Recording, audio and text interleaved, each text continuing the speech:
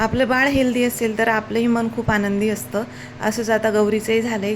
गौरीचं इन्फेक्शन बऱ्यापैकी कमी झालं आहे आणि तिला औषध देऊन झोपू घालून मी बाकीची कामे पटापट केली. झाडांना पाणी घातलं. ही 2 झाडं माझ्या विद्यार्थ्यांनी मला दिलेली आहेत आणि हे मिरचीचं झाड आहे आणि ह्या मिरचीच्या झाडाला बऱ्याचशा मिरच्या लागलेल्या आहेत. आता उद्या मी ते मिरच्या हार्वेस्ट करणार आहे. बाकीची कामं केली, जेवण केलं आणि निवांत बसले होते. तेवढ्या ट्युशनची मुलं आली.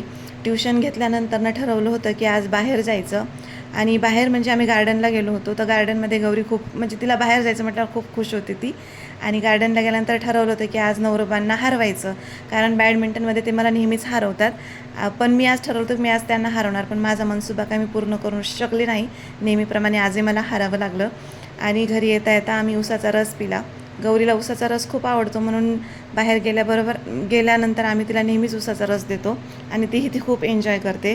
घरी येताना मात्र आम्हाला सिग्नल लागलं आणि सिग्नलवर बराचसा वेळ गेला. म्हणजे सिग्नल पडल्यानंतर आपल्याला बराच वेळ थांबावंच लागतं, तिथे काही ऑप्शन नसतो. आणि घरी येता येता मग नंतर एका स्टेडियममध्ये थांबलो. तिथं गौरीच्या मैत्रिणी भेटल्या. तर गौरी तिथे पण खेळायला खूप तयारच होती. तर तिला मी आवाज देत होतो घरी जाण्यासाठी, तर ती मला तिकडनं बाय करते आणि नंतर मग तिचं खेळून झाल्यानंतर आम्ही म्हटलं चल जाऊया घरी. तर अशी ती पळत पळत येत होती. बाबा तिला आवाज देत होते गौरी पळ पळ म्हणून आणि पळत पळत मग ती परत थांबली आणि बाबांना म्हणते कॅच घ्या. तर असा गेला आजचा दिवस आणि भेटूया उद्याच्या ब्लॉगमध्ये. बाय.